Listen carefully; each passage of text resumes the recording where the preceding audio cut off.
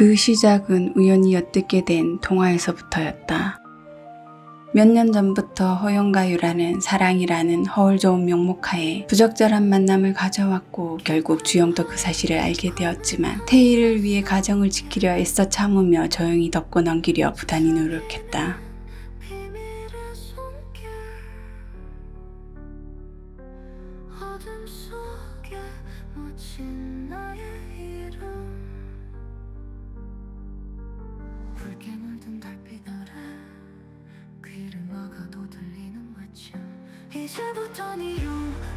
하지만 그런 노력이 무색하게 그들은 오히려 합심해 오망방자하게도 모든 걸 다 그녀 탓으로 떠넘기며 먼저 이혼을 요구했고 이에 도저히 용납할 수 없어 거부하자 그는 그 길로 집을 나갔다. 그럼에도 주영은 아들에게만큼은 그런 사실을 알리고 싶지 않았고 호연 역시 자신의 사생활이 드러나면 득보다 실이 클 걸 알았기에 드러내길 원치 않았다. 그래서 그녀는 그들의 적반하장 태도에 자신의 속이 썩어 문드러지고 분통이 터져도 억지로 누그러뜨리며 한숨 물러서야 했고 그렇게 부부는 서로 합의하에 아들과 주변에는 일 때문에 어쩔 수 없이 당분간 떨어져 지내야 한다는 뻔하고 진부한 말로 어물쩍 넘기며 조용히 진실을 묻고 별거에 들어가 있었다. 그러다 벼랑간 일어난 불의의 사고로 그녀가 죽자 친부인 그가 부득이하게 양육자로서의 책임을 지고 있었던 것뿐이었는데 이젠 공공연하게 결혼을 앞둔 예비부부가 되자 주변 시선은 의식할 필요가 없었기에 파렴치하기도 유일하까지 스스럼 없이 안방을 점거하려 들었다. 주영은 그런 것이 퍽 못마땅했지만 그래도 아이가 남의 손에 자라는 것보단 진부가 키우는 것이 나을 것이라고 그것만큼은 믿어 의심치 않았었다. 그런데 다시 또 그 믿음을 저버리려 하자 괘씸한 마음이 켜켜이 쌓이다 못해 원망과 중호가 조금씩 섞이기 시작했다. 잔잔한 어둠이 깔린 새벽, 모두가 기 잠든 그 정막을 깨지 않으려는 듯 최대한 기척을 죽인 유라가 슬며시 발코니로 향했다. 그녀는 그 잔잔함 속에 어떻게든 자신을 몰아내려 잔뜩 벼르고 있는 누군가가 눈을 번뜩이고 있을 거라곤 꿈에도 생각하지 못했다.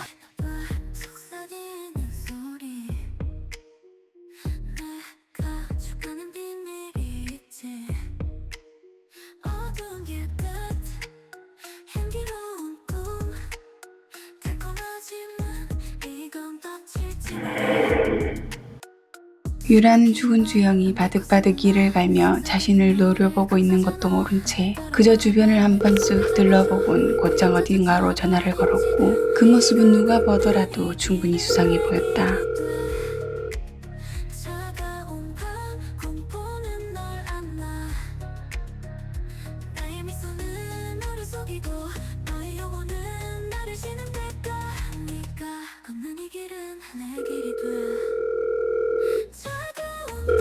그날 그녀가 아주 단순한 차원으로만 생각하고 우연히 들었던 통화의 내용은 전혀 예상치 못한 실로 어마어마한 비밀을 발설하고 있었다.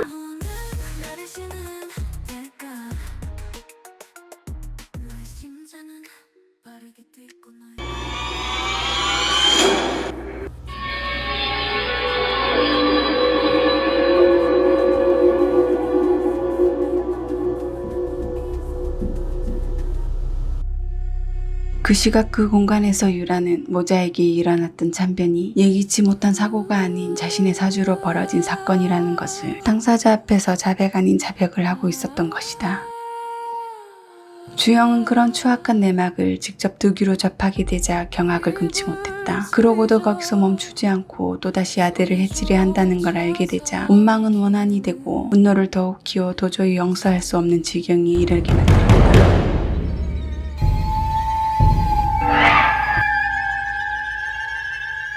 그해 당장 그 자리에서 바로 숨통을 끊어도 시원치 않았지만 아들이 있는 집에선 차마 그럴 순 없었다.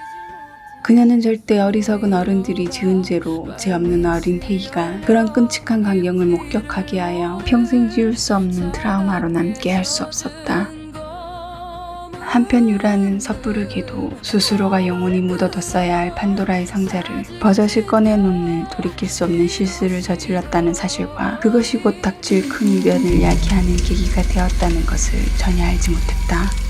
주영은 그 후 며칠간은 내내 우울해하며 불안정한 모습을 보이는 태희에 애간장을 태우며 한시도 곁을 떠나지 않고 지키느라 금방이라도 폭발할 것 같았던 분노를 재우고 당장의 죄에 상응하는 대가를 치르게 하려던 마음을 잠시 뒤로 미뤄두고 있었다.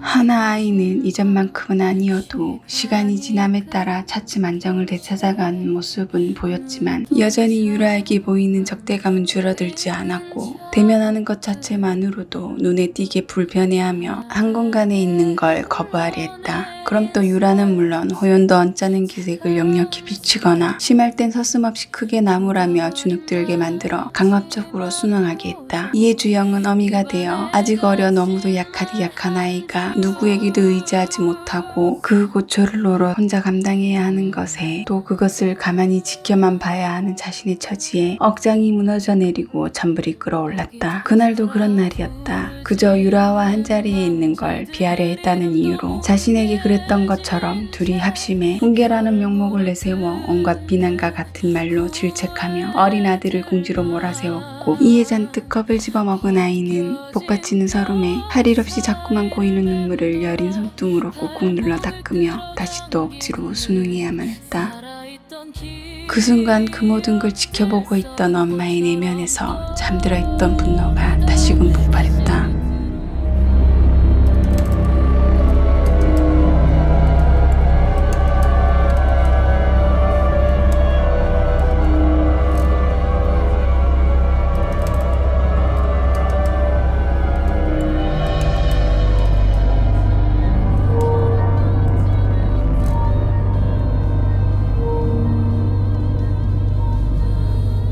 서서히 깔리는 어둠과 같이 주영은 모든 것이 시작된 곳이고 죽음과 삶이 공존하는 곳이니 그들의 마지막을 위한 장소로 벅적 여긴 병원으로 향했다.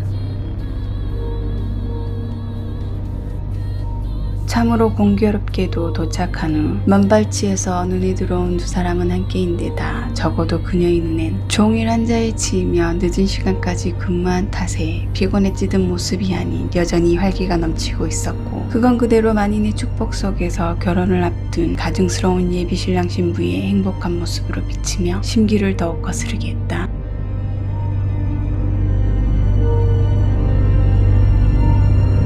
그러나 실상은 사뭇 달랐다. 이미 그들은 크고 작은 균열들이 일어나 갈등으로 번졌고 그로 인해 끝을 향해 가고 있었다.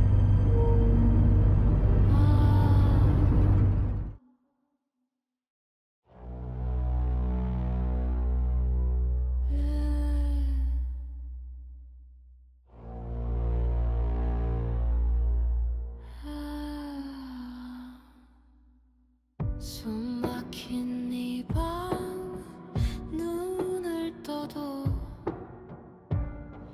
끝이 없는 벽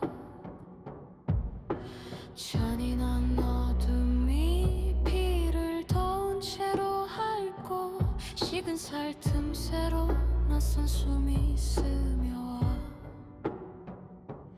비명은 바닥에 눌려 형체도 잃어가 살아있던 말들이 썩은 이빨처럼 빠져 여긴 소멸의 공간 이름도 남지 않는 밤 울부짖는 만자들 목이 터져도 돌아오 호연은 분노의 질을 떨며 자신을 노려보는 한때는 사랑에 죽고 못 산다던 연인을 뒤로하고 매정하게 돌아서 발길을 옮겼다. 그러자 악에 바친 유라가 주위의 시선을 의식하느라 세대한 밝은 표정으로 그의 뒤를 바짝 쫓으며 낮은 목소리로 따져들었고 하필 그때 주영이 바로 그 모습만을 본 것이었다.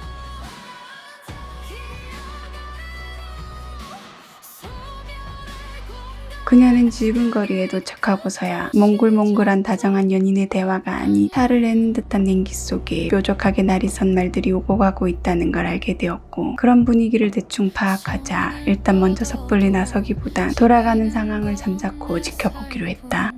무너지는 손톱 뼈가 긁는 바닥 눈먼 그림자들이 내 혀를 더듬다 웃고 부서진 이름들을 검은 침으로 적어가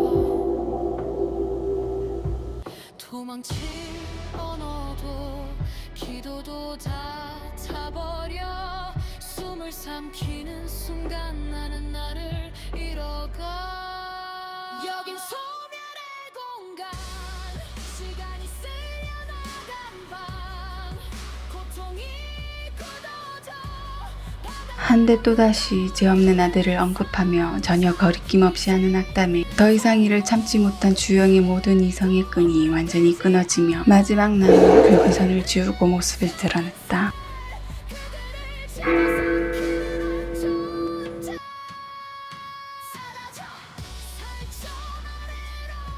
수개월 전 죽어 한 줌의 흙으로 돌아간 그녀가 눈앞에 불쑥 나타난 믿을 수 없는 현상에 화들짝 놀란 두 사람은 한동안 말문이 막히고 몸은 제자리에서 옴짝달싹도 하지 못했다. 누구였니? 나였니? 이 목소리의 주인. 살아있던 적 있니? 이 지옥밖에서. 호연이 그녀의 말을 도통 이해하지 못하는 듯하면서도 뭔가 짚히는 것이 있는지 유라를 흘끗 보자 뜨끔한 그녀가 발끈하며 오히려 큰 소리쳤다.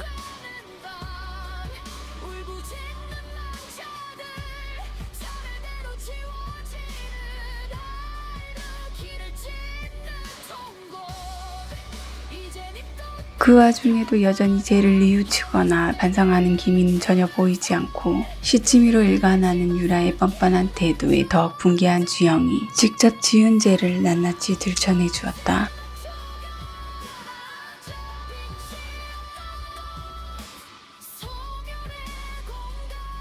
이제 나도 그 전부가 돼.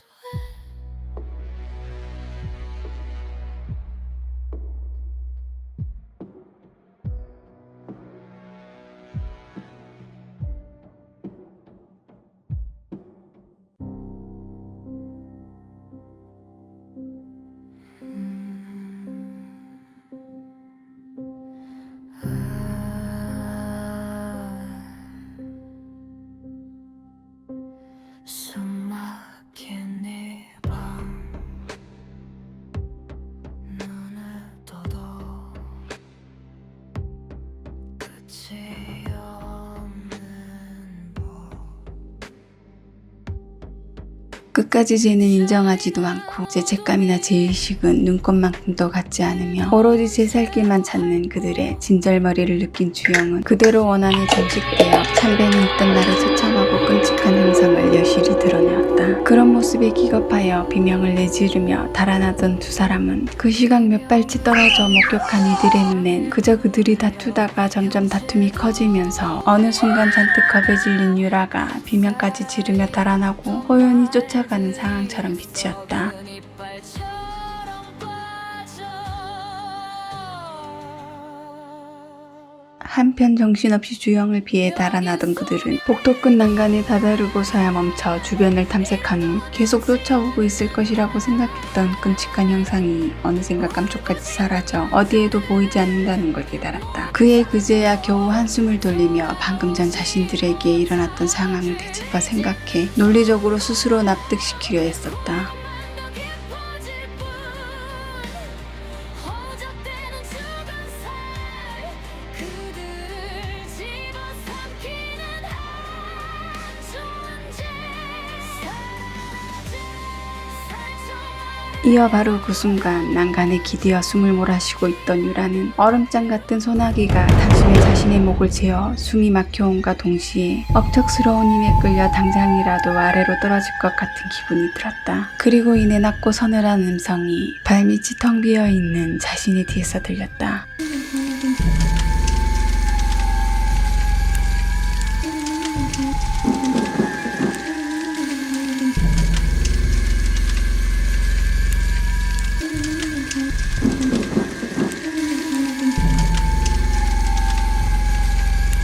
그녀는 차마 아들을 고아로 만들 수 없었다.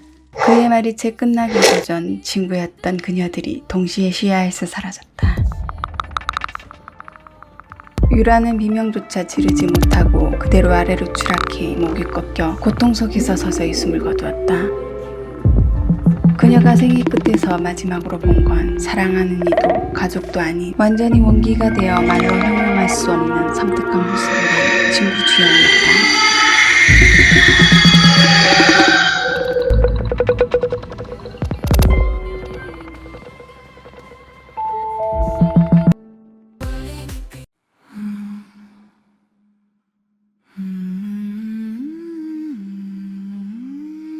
그 후 병원 CCTV와 목격자들 그리고 함께 근무했던 동료들의 증언 또 남편 진술에 의해 유라는 익명의 작성자가 병원 게시판에 올린 폭로글로 대외적으로 좋았던 평판은 곤두박질치고 개인 SNS까지 비난과 조롱으로 지속적인 사이버 불링을 당하자 극심한 스트레스와 처지를 비관해 혼자 극단적인 선택을 한 것으로 결론지어져 종결되었다. 게시된 글은 호영과 유라가 주영이 살아있을 때부터 몇 년에 걸쳐 뻔질나게 호텔을 드나드는 정황이 담긴 사진과 직접 목격한 구체적인 상황을 일목요연하게 나열해 심증이 아닌 물증으로 그들이 오랜 시간 꾸준히 불륜을 저질러 왔음을 입증하는 글이었다.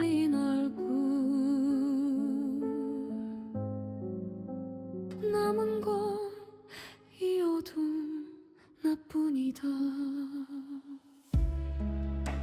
주어진 것에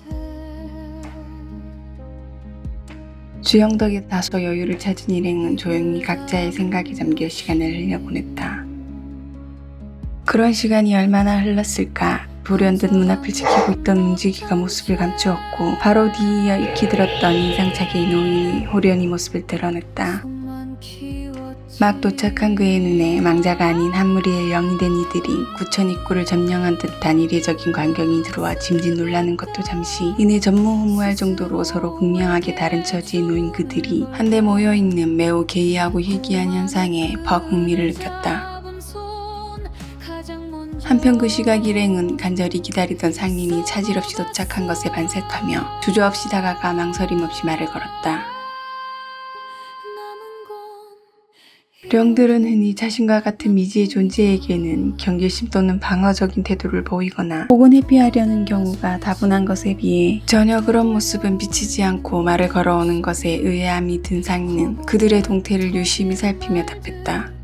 아무도 듣지 못한 기도 눈을 감아도 더 또렷해. 그런데 그러고 있었던 목적이 다름 아닌 자신을 만나기 위함이라는 것을 알게 되자 처음 가졌던 흥미는 배가 되고 참을 수 없는 궁금증까지 자아내게 했다.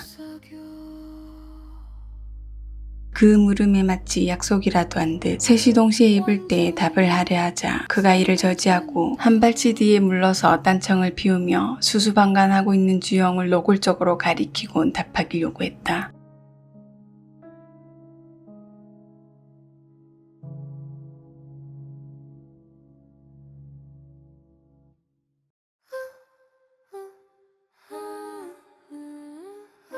그러자 그녀는 거드럭대며 콕 집어 자신을 지칭하는 말에 못마땅한 기색을 여실히 비추면서도 마지못해 아는 체하며 답했다.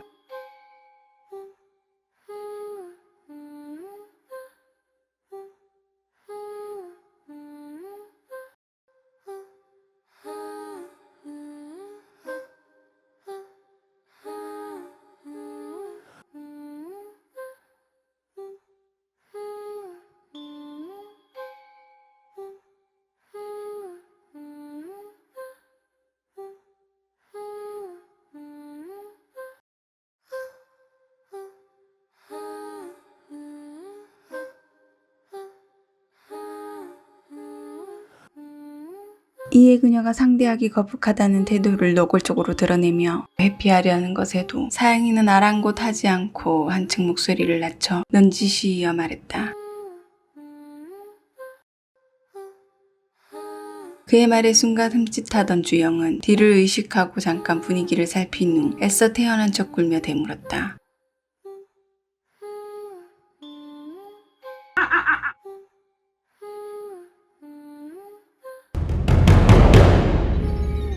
그녀는 원기에 잠식된 후 처참한 몰골을 감추고 살아생전의 모습으로 둔갑해 있었지만 변질되어 신분을 박탈당했다고 한들 상인은 본디 지니고 있던 사자의 능력뿐 아니라 감추려 가려놓은 것도 꿰뚫어보는 천리안을 그대로 유지하고 있었기에 여전히 그들이 변모한 모습도 훤히 보였다.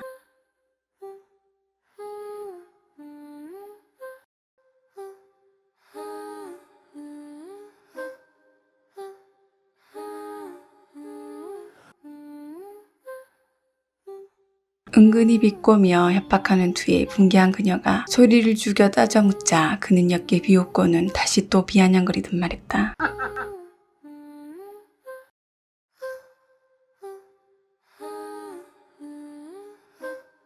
주영도 이미 알고 있었기에 그 말에 구태여 반박할 의지가 들지 않았다. 모르긴 몰라도 자신이 누군가를 해친 옹기인 걸 안다면 결코 모질게 밀어내거나 피하지 않더라도 지금처럼 거리감 없이 편안한 사이로 지내는 건 어렵게 분명했고 이제 갈 시간도 얼마 남지 않은 마당에 그런 대면대면한 사이로 지내다 거기서 오는 서글픔까지 가지고 가고 싶진 않았다.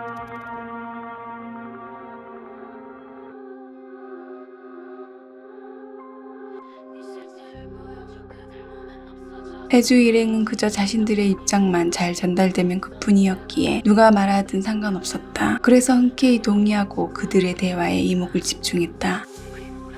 하여 의도치 않게 전달자가 된 그녀는 자신의 생각과 감정은 완전히 배제하고 그들을 대변해 현재 놓여있는 상황을 가감없이 간단 명료하게 설명한 후 정확히 온 목적과 용건을 말했다.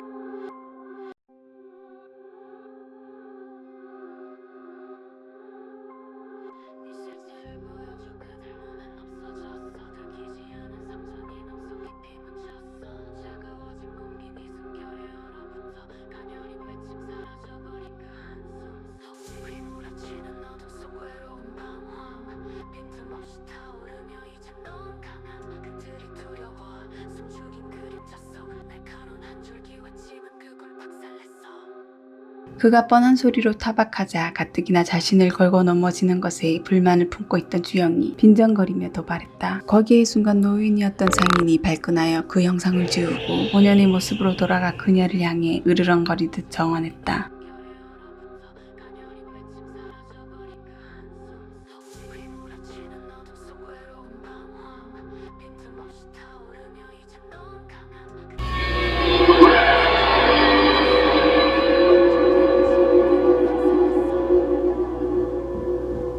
그러자 시종일관 다소 무례한 태도를 일관하던 그녀가 혼비백산하여 경직되었고 해주 일행도 꽤 유연했던 분위기가 벼랑간 살얼음판으로 돌변하자 덩달아 긴장한 빛이 여실히 드러냈다. 상인은 그제야 만족한 듯 변질된 사자의 모습을 유지한 채 능청스레 다시 입을 열었다.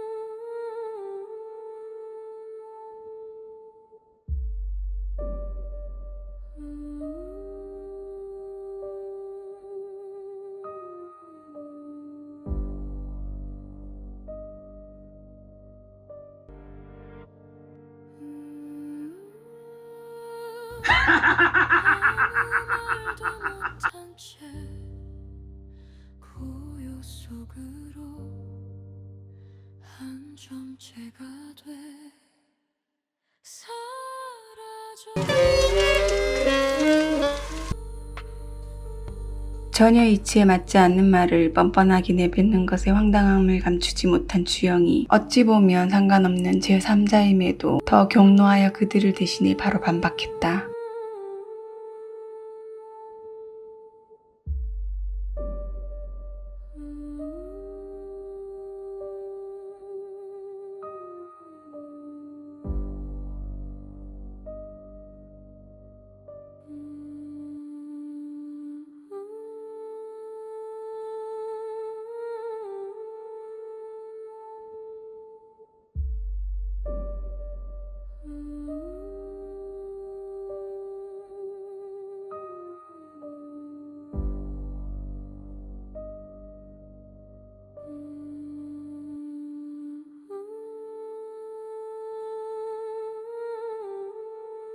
당연히 그건 누가 보더라도 한쪽으로 치우친 터무니없이 불합리하고 치졸한 거래였기에 당사자인 희주도 당장 환생권을 소지하지 않은 장수도 황망함을 감출 길 없어 그저 가려는 그를 허탈히 바라보았다. 한데 그때 연지가 황급히 그를 잡았다.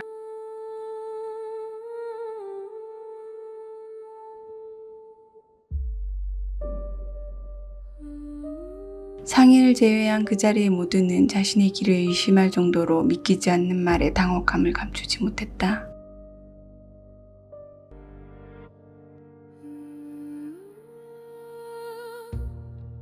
한채의 망설임 없이 한 아주 짧은 한마디의 답에 이번엔 상인조차 당황스러움을 감추지 못하고 정해진 답을 바로 짐작했음에도 회의감이 들어 재차 물었다.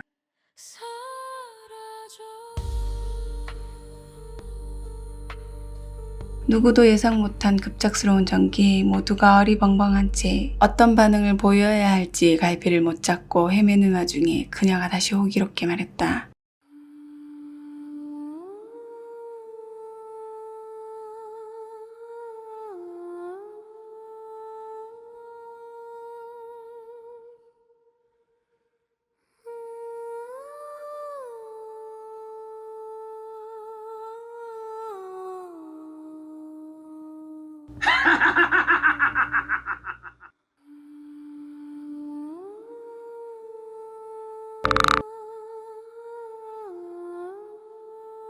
새로운 거래는 순식간에 이루어졌고 그녀의 손목에도 주영이기 있었던 것처럼 세 개의 붉은 줄이 선명하게 나타났다. 그날 그들은 누구도 이유를 묻지 않았다. 그건 암묵적으로 그녀의 생각에 동의했고 그로 인한 선택을 존중했기 때문이었다.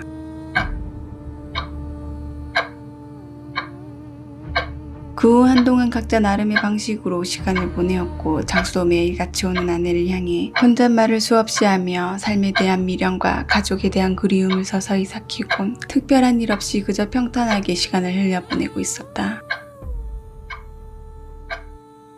그러던 중 어느 날 육신의 시간이 끝났음을 요란하게 알려왔고 그는 어느새 당도에 있는 사자의 영도에 따라 미련 없이 이승을 떠났다.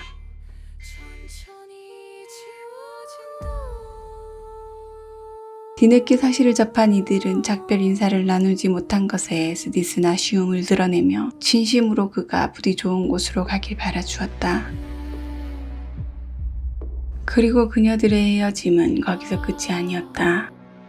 이어 얼마 후 주영 또한 단 한 번도 언질조차 하지 않았던 자신의 시간이 만료되자 마지막까지 별 내색 없이 혼자 부천 입구로 향했다. 그건 나름의 배려였다. 만약 혜주와 연지가 그 사실을 알게 된다면 분명 배웅하려 할 것이고 그럼 눈앞에서 자신이 추격자에게 끌려가는 모습을 불가피하게 목도하게 될 건 불보듯 뻔했기에 가뜩이나 불투명한 미래에 불안감을 심히 느끼고 있는 그녀들에게 가급적 그런 상황을 더 겪게 하는 것만큼은 피하게 해주고 싶었다. 그렇게 그녀는 추억만 남긴 채 흔적도 없이 완전히 사라졌다. 혜주와 연지는 갑자기 사라진 주영의 상심은 이루 말할 수 없이 컸지만 이미 예정되어 있던 길로 갔을 거라는 건 충분히 짐작하고도 남았기에 급작스러운 이별을 겸허히 받아들이며 마음껏 애도하는 것으로 남아 위안을 삼으며 마음을 달랬다.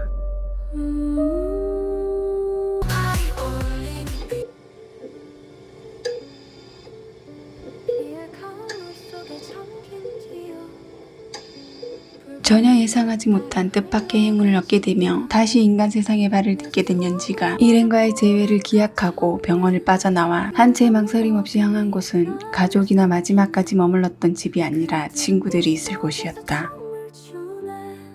그녀와 친구들은 학창시절 대부분의 시간을 함께 했을 뿐만 아니라 성인이 된 후 각자의 삶을 살면서도 전혀 소원함을 가질 수 없을 만큼 연을 이어갔었고 심지어 자신의 마지막까지도 지켜보았기에 구천에서도 잊지 못할 정도로 간절히 보고 싶은 이들이었다. 물론 그런 연지와 달리 아쉽게도 그녀들처럼 살아있는 자들은 망자를 전혀 볼 수 없고 존재조차 느끼지 못할 거란 건 누구나 아는 것처럼 그녀도 잘 알았다. 그로 인해 못내 소원함이 들지라도 다시 볼 수 없을 거라 생각했던 이들을 보고 안부를 직접 확인하는 것만으로도 만족하려 했다.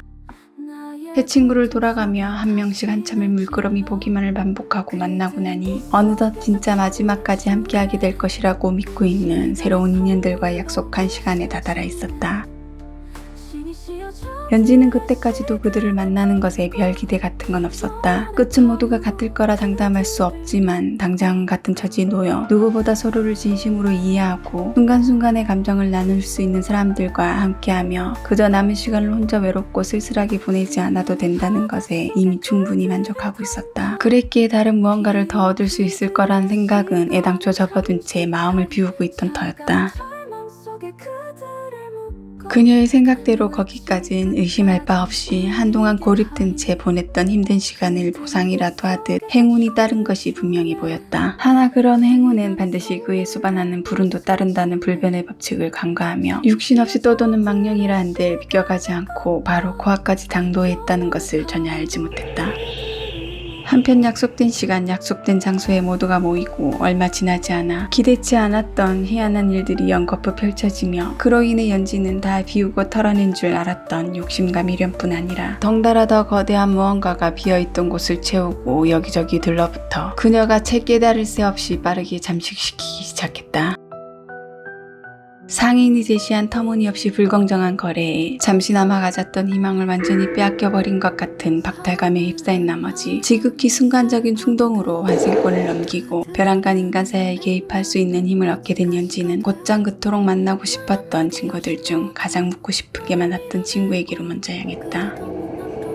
막 퇴근하여 자차를 이용해 집으로 향하던 현아는 언제부턴가 감도는 낯설고 서늘한 기운에 으슬으슬 떨리는 몸을 무의식적으로 움츠리며 운전대를 꽉 움켜쥐고는 혼잣말을 중얼거렸다.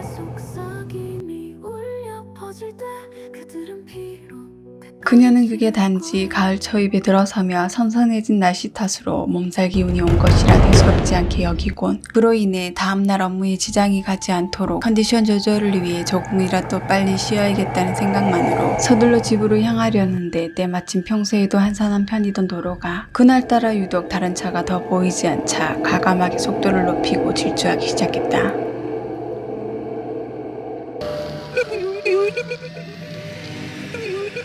한데 느닷없이 자신 위엔 아무도 없어야 하는 차, 그것도 바로 옆에서 날이 선서늘한 음성이 들리자 기겁한 나머지 잡고 있던 운전대를 거세게 꺾는 바람에 이제 막 거침없이 신나게 달리려던 차는 심하게 비틀대다 그대로 한쪽 구석에 처박혀 멈춰버렸다. 그 충격으로 흐릿해진 의식을 겨우 되찾은 것도 잠시. 금세 사색이 된 현아는 목소리의 정체를 찾아 주변을 두리번거렸지만 차 안뿐 아니라 근방 어디에도 사람은커녕 비슷한 그림자도 보이지 않자 컨디션 난조로 인한 일시적인 환청을 들은 거라 짐작했다. 그러자 순간 겁을 집어먹었던 마음은 서서히 사라지고 골치 아픈 현실에서부터 오는 짜증이 밀려들기 시작했다.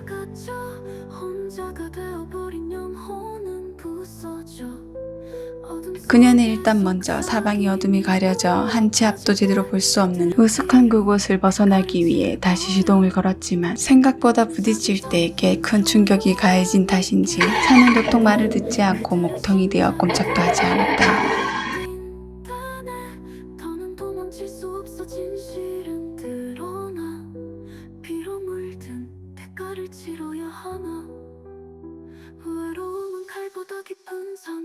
그에 빠르게 포기하고 밖으로 나가 차 상태를 확인하려다 흔한 클리셰 패턴의 공포 영화를 떠올리곤 살짝 고개를 저으며 그냥 보험회사에 전화하고 안에서 죽치고 앉아 대기하는 걸 선택했다.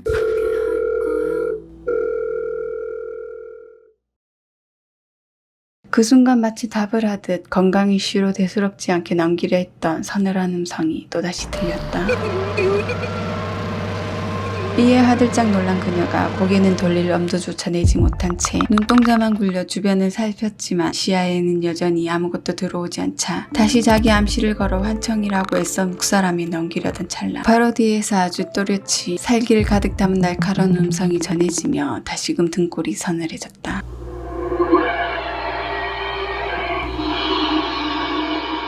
그리고 바로 시야에 들어온 처참한 몰골. 그건 형체도 알아볼 수 없을 정도로 매우 기괴하게 일그러진 모습이었지만 현아는 누구인지 단번에 알아보았다.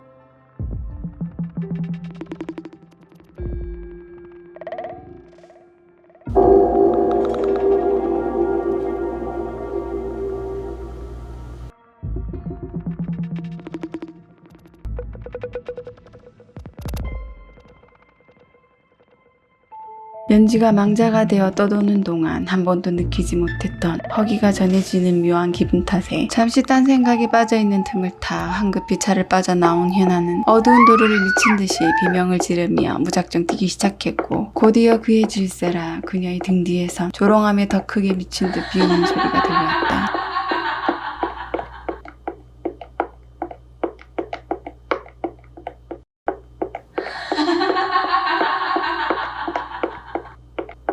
한참을 혼비백산하여 달리던 현아는 더 이상 아무 소리도 들리지 않자 뛰는 걸 멈추고 잠시 숨을 고른 뒤 그제야 겨우 뒤를 확인할 수 있었다. 도대체 얼마나 멀리 온 것인지 잔뜩 긴장한 채 보는 그녀의 눈에는 이제 흉측한 몰골을 한 연지는커녕 자신의 차도 보이지 않았고 그저 어둠에 짙게 깔린 도로만 보일 뿐이었다. 그제야 겨우 한숨을 돌린 그녀는 누구에게라도 도움을 청하기 위해 핸드폰을 찾으려다 문득 차에 그대로 두고 왔음을 깨닫고는 속에서부터 차오르는 깊은 탄식을 내뱉으며 혼잣말로 투덜거렸다.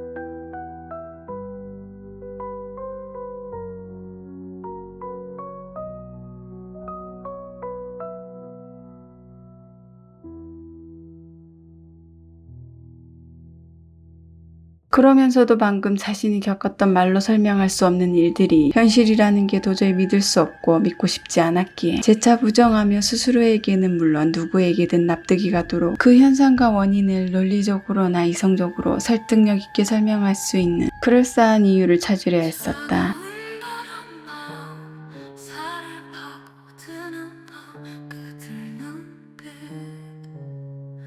얼음처럼 날 삼켜가 모두가 외면한 진실의 그림자 침묵 속 외로움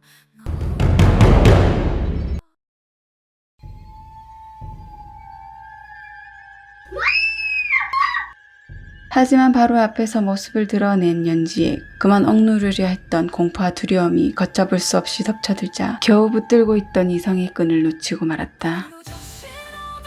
진실이 비친다 심장 속 슬픔이 칼끝처럼 날렸다 더 이상 쫓겨나는 곳으로 뛰지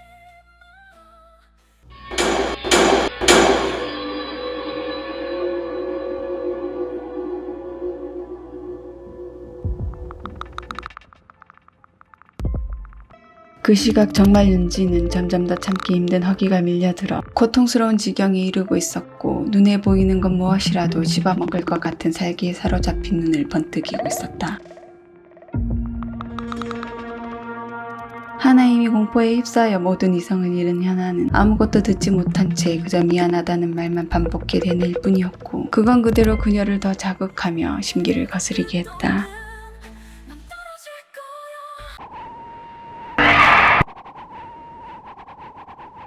짙은 어둠이 깔린 한적한 도로 위 날카로운 비명이 퍼지는가 싶더니 이내 사라지고 짐승이 먹이를 뜯는 단독한 소리만 사방으로 번지기 시작했다.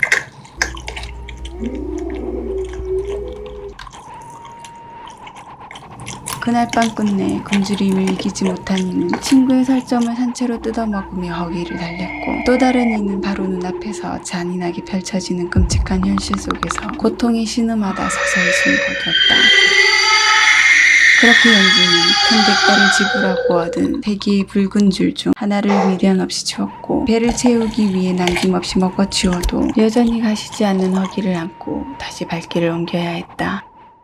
오래전 그날 뒤로 물든 기억 시간은 멈췄고 불현듯 사라진 주영을 넉넉고 애도하는 해주를 슬며시 보며 연지가 넌지시 물었다. 나 홀로 갇혀 그들의 웃음이 날 조롱하네 신이 시여 그들의 시간을 멈춰 피로 물들인 세상을 보여줘 끝없는 어둠 속에서 울부짖게 그대의 숨결도 차갑게 얼게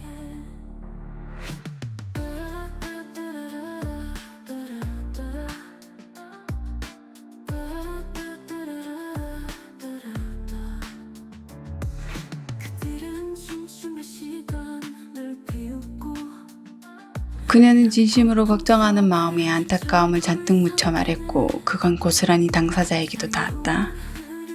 이에 연지는 몰려드는 감정을 억누르고 애써 웃으며 말했다. 하나 그 웃음엔 어쩔 수 없는 슬픔이 가득 배어 있었다.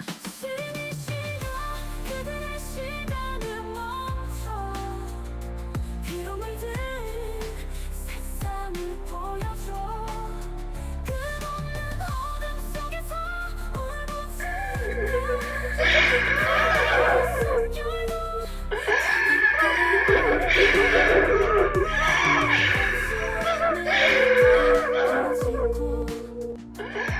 저 하늘도 내 고통을 듣겠지 그들의 웃음이 사라질 그날은 그러자신 심판에 나를 기다리네 그때 두 사람은 앞으로 다가올 날에 대해선 무엇도 장담하고 말할 수 없었지만 끝은 막연하게나마 그릴 수 있었기에 무심히 흐르는 시간이 더 야속하고 애틋하게 느껴졌다.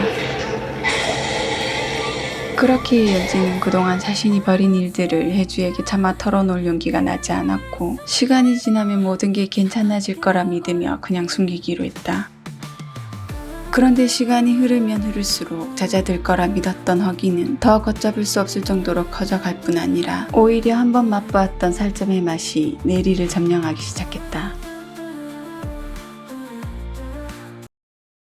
그런 탓에 그녀 자신도 모르게 입맛을 다시며 내뱉은 말을 곁에 있던 혜주가 듣고 깜짝 놀라 물었다.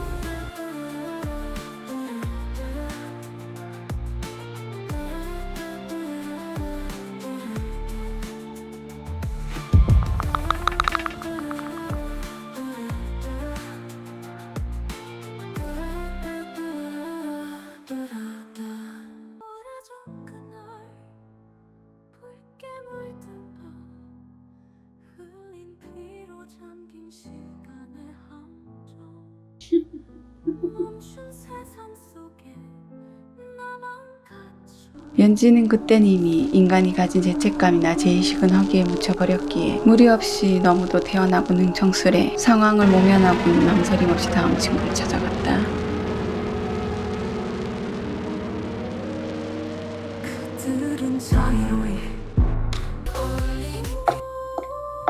재경은 어느 날 갑자기 사라진 후 벌써 한 달이 넘도록 나타나지 않는 현아가 조금 신경 쓰이기 시작했다. 그도 그럴 것이 친구로 지낸 지가 벌써 10수년이 넘었지만 그동안 단 한 번도 모든 연락을 차단한 채 특히나 자신의 커리어를 무척 중요시하는 그녀가 다니던 회사에서 그것도 무단으로 장기 결근하다 끝내 퇴사 처리되도록 연락을 끊는다는 건 가히 상상도 할 수 없는 일이었다. 그런데다가 그동안 자신의 인생에서 존재했다는 자체까지 지우려 무던히 애쓰고 있던 연지가 벼랑간 꿈에 나타난 후부터 하루에도 몇 번씩 불쑥불쑥 왠지 모를 불길함이 엄습하는 통에 어떤 일도 손에 잡지 못하고 불안감에 휩싸여 있었는데 불현듯 모든 사단의 원흉이자 친구라는 인간 중 그나마 유일하게 적어도 겉으론 정상인 척하던 친구마저 행방이 묘연해지자 걱정보단 혹여나 그날의 모든 죄를 자신들에게 뒤집어 씌우고 혼자 살 길을 찾아 잠적해버린 것이 아닐까란 막연한 의심이 들려고 하고 있었다. 하여 이제 몇 안 남은 친구 중 겉으로 보기에도 유별나고 특이해 보이지만 속은 더 무서울 정도로 알 수 없어 은근히 기피하고 있음에도 당장 속을 털어놓고 대화할 상대가 마땅히 없어 아쉬운 대로 그날의 일과 밀접한 아니 누구보다 적극적으로 직접 가담한 공범자라는 말이 더 적합한 은정에게라도 와소인해보려 했다.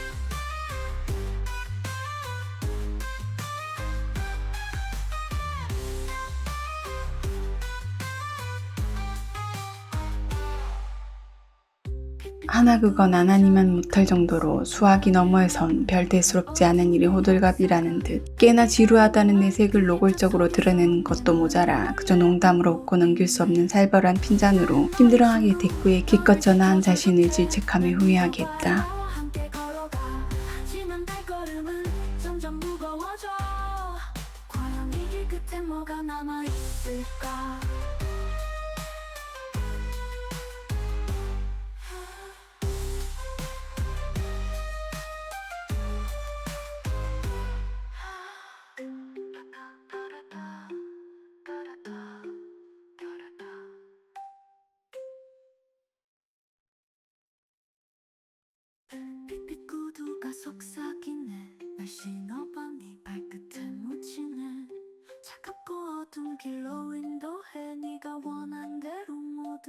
줄게.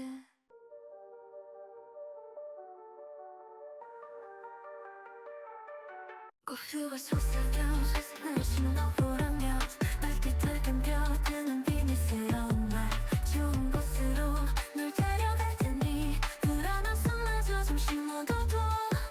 차갑고 어두운 그 길 끝엔 네가 원하는 모든 게 있다고 해. 날 믿어봐, 널 안아줄게.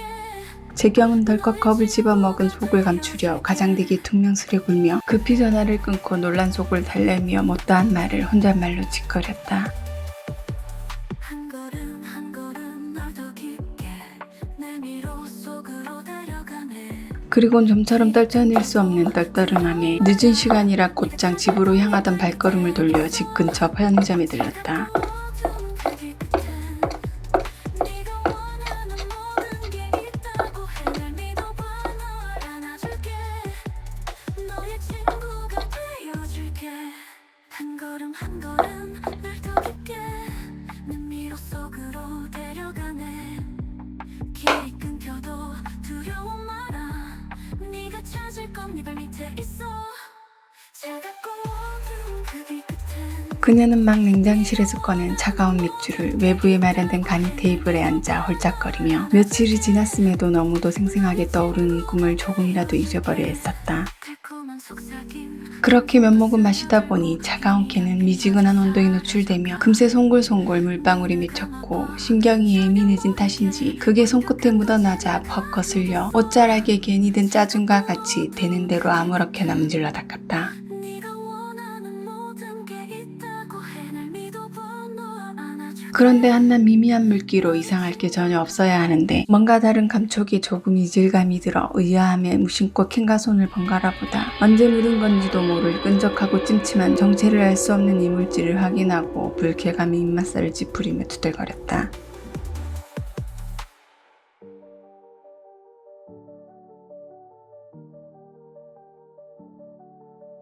그러더니 마시던 걸 그대로 두고 가차없이 자리를 털고 일어나 집으로 발길을 옮겼다.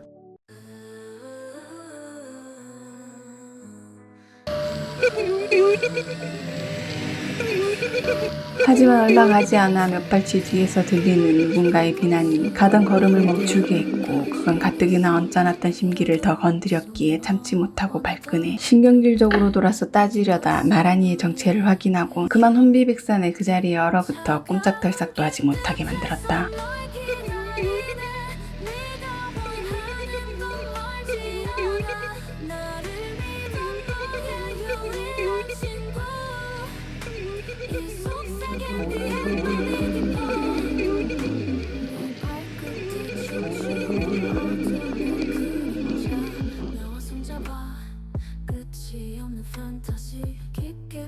그 순간 재경은 그리 멀지 않은 과거 그날을 떠올리며 이미 생을 마감한 옛 친구가 멀쩡하게 살아 돌아다니는 것도 모자라 지금 자신의 앞에서 구두 타령이나 하며 따지고 드는 상황이 너무나 비현실적이란 생각이 들자 하루가 멀다 하고 한 야근으로 누적된 피로에 근래 며칠 동안 악몽으로 제대로 숙면조차 취하지 못한 것이 겹쳐진 온전치 못한 심신 상태에서 방금 마신 몇 모금의 알코올까지 합쳐진 영향으로 자신도 모르는 사이 깜빡 잠이 들어 가해에 눌린 것이란 생각이 빠르게 스치듯 들었다.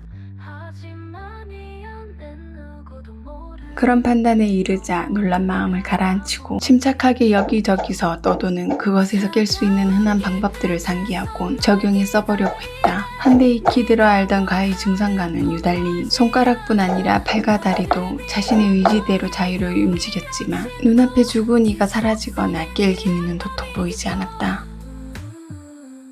한편 그런 모양새를 재밌다는 듯 물끄러미 살피던 연지는 잠시 잊고 있었던 참기 힘든 허기가 급격하게 몰려들기 시작하자 그로 인해 가리고 있던 실체와 어무르고 있던 식욕을 숨김없이 여실히 드러내기 시작했다.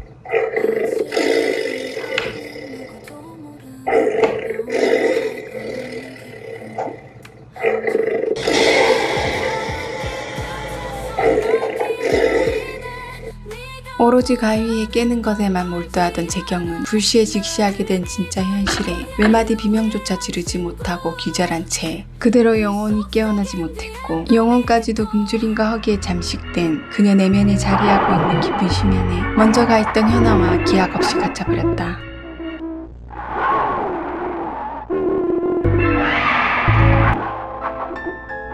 그럼에도 연지는 느끼고 썩어 떨어져 나간 살은 새 살로 조금씩 채워가고 있었지만 그녀를 잠식한 것들은 전혀 가실 줄 모르고 오히려 그 크기를 더욱 키우며 스스로도 모르는 사이 영혼을 서서히 갉아먹히며 노예가 되어가고 있었다. 나 홀로 갇혔네. 어둠은 나의 친구, 절망은 나의 노래. 그들은 여전히 불과 몇 개월 전까지만 해도 중소기업에서 근무하던 그녀는 허영심에 가득 차 형편에 맞지 않는 사치를 일삼느라 생활고에 시달리면서도 절제는커녕 끊임없이 원하는 걸 얻기 위해 주변 지인들은 물론 학창시절부터 우정이란 연을 쌓아오던 친구 현아에게까지 거짓말로 속여 손을 벌려가며 충당한 탓에 주체하기 힘든 빚을 지고 있었지만 그때의 그녀는 그런 삶 자체가 이미 익숙할 대로 익숙해져 있던 터라 거기에서 오는 양심의 가책 따윈 외면하고 빚독촉에 시달리는 건 예산 일로 치부에 아무렇지 않게 무시하기 일쑤였다. 그러나 꼬리가 길면 밟히기 마련이듯 모든 게 드러나는 건 그저 시간 문제였다. 어느 날 우연한 계기로 거짓말은 재경과 은정에게 먼저 들통났고 이내 그녀들을 통해 현아의 귀에도 전해졌다. 이에 누구보다 자존감이 높고 자기애가 강했던 그녀는 그런 허술하고 가짜는 거짓말에 속아 넘어간 것에 분통을 터뜨리며 괘씸한 매치를 떨었다. 거기다 불같은 성격까지 소유하고 있었기에 차오르는 화를 주체하지 못하고 그 길로 진실을 묻고 추궁하기 위해 퇴근 시간에 맞춰 사실을 전달한 그녀들을 대동해 손수 당사자를 찾았다. 막 퇴근하려 사무실을 나오던 연지는 느닷없이 들이닥친 친구들을 보고 당황하는 것도 잠시 이내 심상치 않은 분위기를 감지하고 애써 태어난 태도로 아직 퇴근을 미루고 있던 이들의 눈을 피해 그녀들을 몰아내듯 끌고 비상계단으로 향했다. 이미 수차례 비슷한 상황을 겪어왔고 그때마다 거짓말을 거짓말로 덮으며 그런 순간순간의 위기를 어렵지 않게 모면해왔을 뿐 아니라 더군다나 당장 들이닥친 이들은 속속들이 잘 아는 편한 사이이기에 거기 온 목적을 지레 짐작하고 더 수월하게 넘길 수 있을 거라 너무 안일하게 생각한 탓에 그녀는 그날을 첫 단추부터 어긋나게 끼우며 만회할 수 없는 실수를 저지른 일생일대의 후회의 순간으로 남게 만들었다.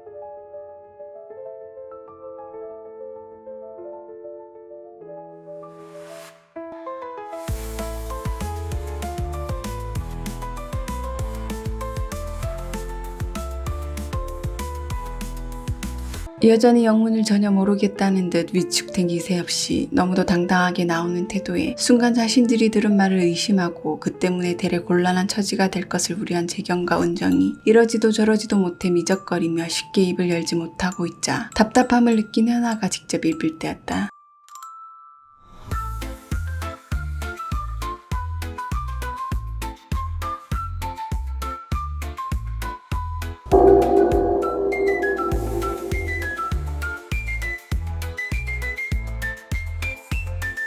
반면 그저 단순히 빚 독촉이 목적으로 별 상관없는 친구들은 기선제압을 하기 위해 대동해 온 것이라 예상했던 것과 달리 벼랑간 거짓말을 묻고 따지는 것에 순간 당황한 나머지 시종일관 당당하던 연지의 눈빛이 그걸 숨기지 못해 아주 찰나 흔들렸다.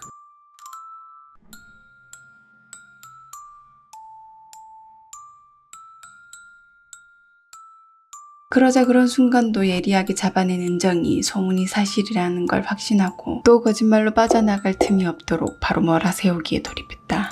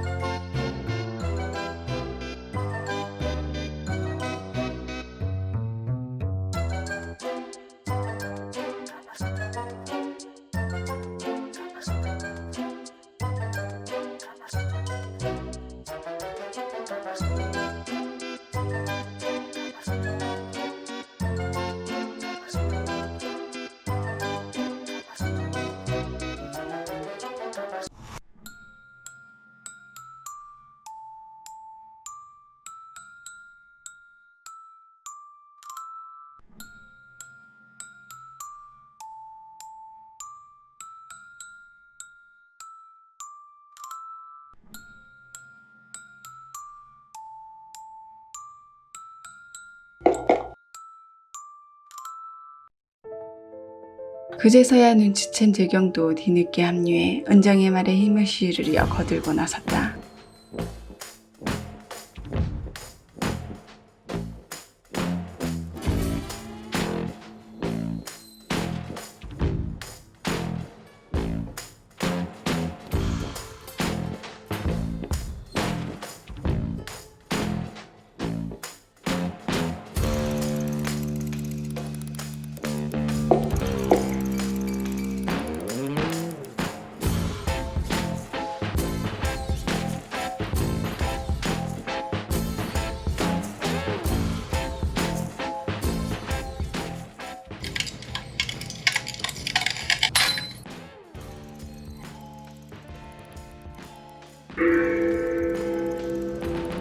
예고 없이 끼어들어 변명할 여지도 주지 않고 거짓말을 들춰내는 것에 둘러댈 핑곗거리를 찾지 못한 연지가 입만 달싹이고 있자 점차적으로 분노를 쌓아 올리고 있던 현아가 더 거세게 추궁하며 따져들었다.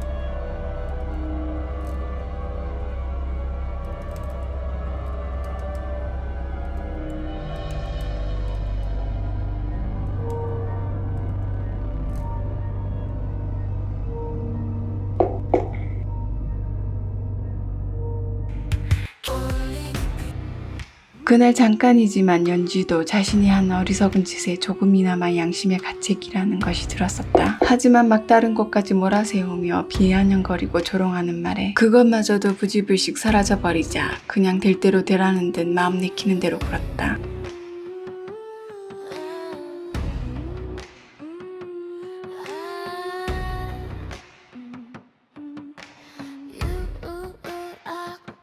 이미 거짓말이 훤히 드러났음에도 뉘우치거나 고개 숙여 사과해도 모자랄 판에 창피한 줄 모르고 대래 뻔뻔하게 나오는 태도에 현아는 물론 재경도 질린 듯 비난과 힐책을 서슴없이 했다.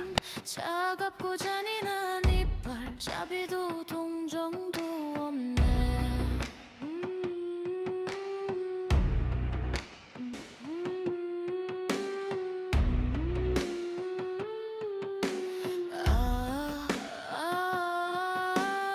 입술 끝까지 차오르는 서늘한 비명. 다신 돌이킬 수 없는 서막의 시작은 주변을 의식해 최대한 목소리를 낮춰 실랑이 하던 것이었지만 차츰 감정이 격해지자 어느 순간 언성을 높이며 서로를 헐뜯고 비난하는 싸움이 되었다. 그 시각 한편에선 드문드문 남아있던 이들마저도 우중충한 하늘이 금방이라도 굵은 물줄기를 쏟아낼 것을 예상하고 퇴근을 서두르며 건물을 빠져나간 탓에 얼마 가지 않아 그곳은 음산할 정도로 텅 빈 채 감정의 골이 극한까지 치달아 곧 터져도 이상하지 않을 그녀들만 남게 만들었다. 무너진 시간 속 살아있는 것만이 더 아프게 울어.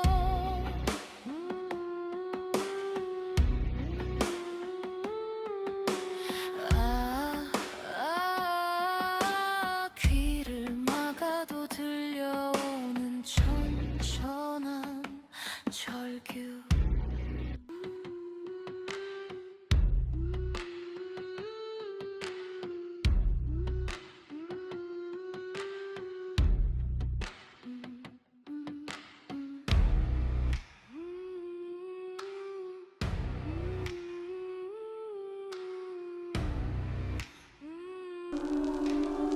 그날에 갑자기 벌어진 진흙탕 싸움의 말미는 자초의 벼랑 끝에 선자를 분노에 사로잡혀 이성을 완전히 잃은 이가 그대로 밀어버리며 마무리 지어졌다. 그리고 얼마 후 누군가의 날카로운 비명이 빈 건물 안을 가득 메우다 이내 흩어지고 고요한 정막이 찾아들었다. 계단 아래로 구르며 의식을 잃은 연지의 머리 주변으로 붉은 선혈이 번졌다. 그런 상황을 마주하자 자신이 저지른 짓에 넋이 나간 채 멍하니 서 있는 현아와 급작스럽게 벌어진 일에 아연실색한 재경과는 달리 그것에 온 후 내도록 의연하기만 한 은정이 그녀 곁으로 다가가 코끝에 손끝을 가져다 대는 무덤덤하게 말하자 이에 번뜩 정신을 차린 현아가 믿을 수 없다는 듯 재차 묻는 것에 보란듯 축 늘어져 있던 팔을 무심히 들었다 놓으며 그저 맥없이 떨어지는 것을 확인시켜준 후 다시 한번 건조하게 말했다.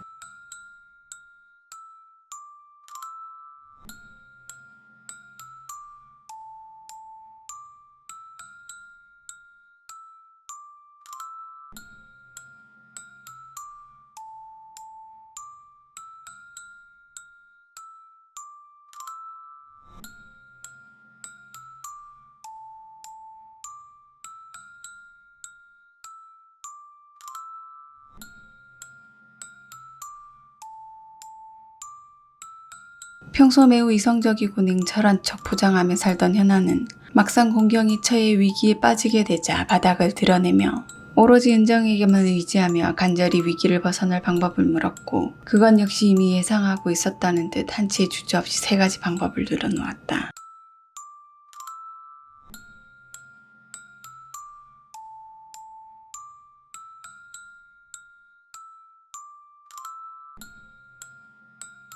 그렇게 수습하기 위해 머리를 맞대고 내린 결론은 3번째였고 거기서 재경의 의견은 철저히 묵살되어 있었다.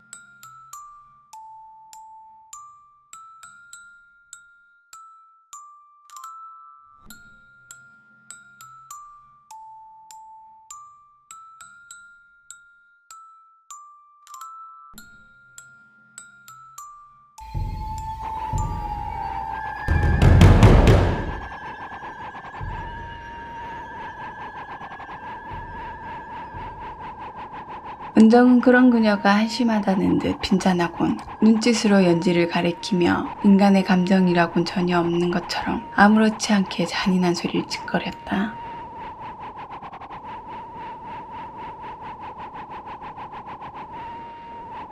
그쯤 되자 재경은 그녀들이 자신이 알던 친구들이 맞는지 의심이 들 정도로 무섭게 느껴졌고 끔찍한 사건에 연루되는 것이 두려워 그 자리에서 달아나고 싶은 마음이 간절해졌다. 그러나 그런 생각을 마치 깨뚫어 보기라도 한 듯 은정이 소름 끼칠 정도로 차갑게 말하고 이어 현아도 노골적으로 쏘아보며 으름장을 놓자 그녀는 당장이라도 그 자리를 벗어나고 싶은 게 솔직한 심정이었지만 그랬다간 다음 차례는 언제고 자신이 될 것만 같은 불안감이 휩싸여 억지로 그런 내색을 숨기며 동조할 수밖에 없었다.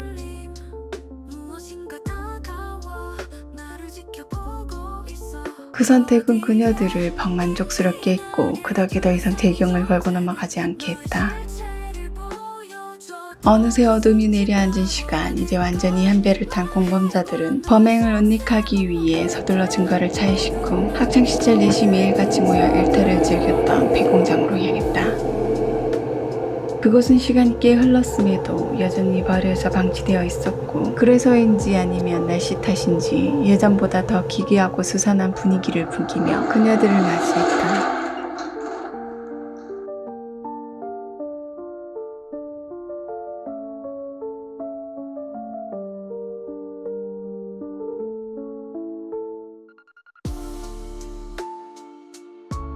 재경은 불과 1시간여 전 그 엄청난 짓을 저질러 놓고도 모자라 또 그 죄를 숨기려 생사도 알 수 없는 친구였던 이를 무참히 끌고 와선 그저 아무 일 없다는 듯 태평하게 대화를 나누는 그녀들에 질려 절로 진절머리를 쳤다.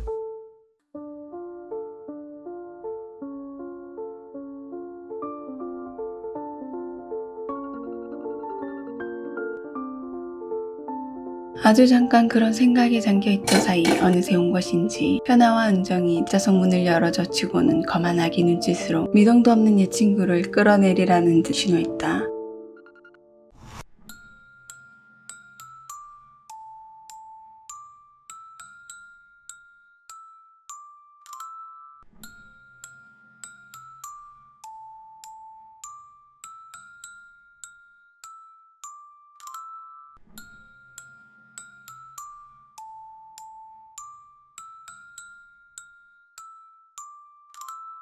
그녀는 자신을 마치 시종 부리듯 하며 면박하는 것에 심히 불쾌했지만 당장 앞에 놓인 현실에 대한 두려움이 컸기에 그런 내색은 꾹꾹 숨기고 영 내키지 않는 행보에 울며 겨자 먹기로 동참했다.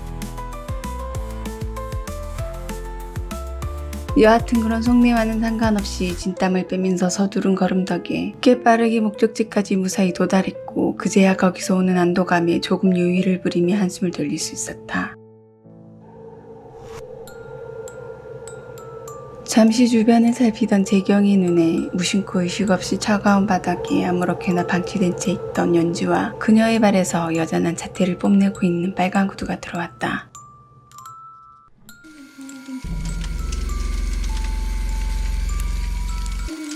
그에 홀린 듯 망설임 없이 다가가 곧 주인과 같이 제가 되어 사라질 구두를 냉큼 벗겨 자신의 낡고 볼품없는 구두와 바꿔 신고는 뽐내듯 짓거렸다.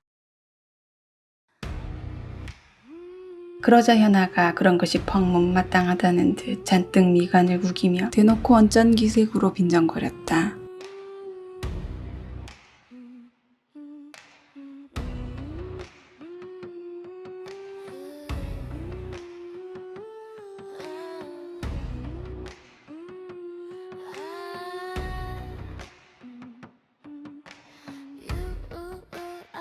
뜨거운 화마가 연약한 숨을 삼키고 은정의 말에 다시금 자신들이 그곳에 온 목적을 상기한 그녀들은 그 순간만큼은 일심동체인 마냥 하나가 되어 거리낌 없이 의식도 미동도 없는 연지를 속이 빈 드럼통에 구겨놓고는 오는 길에 마트에 들러산 라이터 기름을 지체 없이 몽땅 털어 흩뿌려댔다. 그리고는 일말의 망설임 없이 선명하게 생긴 기름 자국에 불을 붙이려던 순간 미약하지만 또렷하게 통 안에서 절실한 음성이 들렸다. 이에 즐겁한 재경과 현아가 숨죽여 여전히 이리저리 춤추듯 흔들리고 있는 불씨가 켜진 라이터를 손에 쥐곤 금방이라도 불꽃을 만들어버릴 것 같은 은정을 향해 다급히 만류하듯 말했다.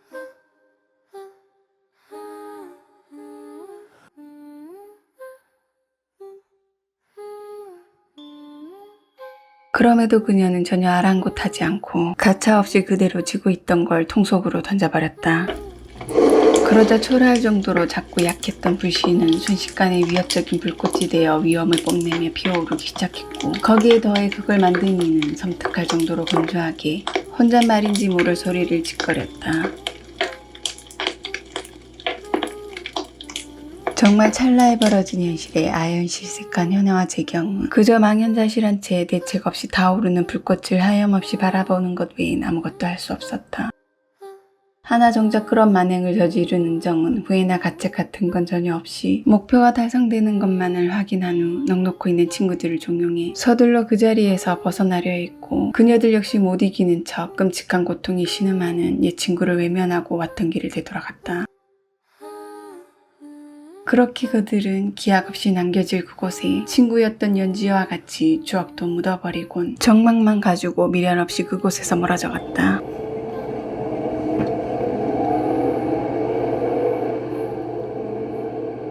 얼마 후 진작에 기미를 보였던 하늘이 굵은 물줄기를 쏟아부었고 그건 연지에게 더할 수 없는 재앙이 되게 만들었다.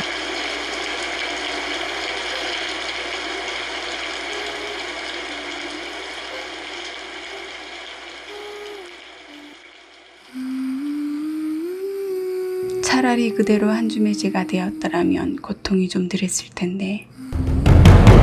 잔인한 운명은 연지의 연약한 숨을 끈질기게 이어지게 하며 지독히도 긴 시간을 끔찍한 고통 속에 내버려 두었다. 다행인지 불행인지 깊은 화상으로 인해 오던 통증은 어느 순간부터 느끼지 못했지만 아무리 애를 쓰고 발악해도 혼자의 힘만으론 빠져나갈 수 없어 좁은 통 속에 그대로 꼼짝도 하지 못하고 갇혀버렸고 의식이 있음에도 언제부턴가 주위를 어슬렁거리던 술취류가 자신의 몸을 산채로 뜯어먹어도 그것조차 막을 여력도 남아있지 않아 그저 무기력하게 바라만 봐야 했던 것에서 오는 공포와 두려움뿐 아니라 무엇보다 극심한 굶주림으로 오는 고통이 절절히 전해지며 그녀를 괴롭혔다.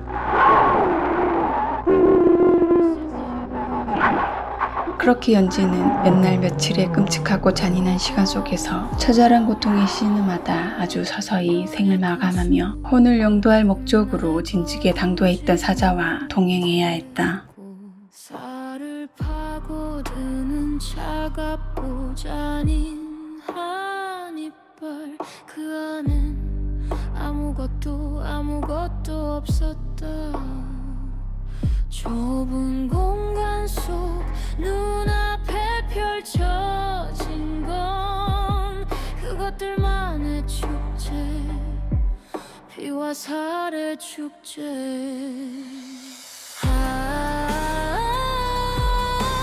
숨이 막혀와 서서히 다가오는 무자비한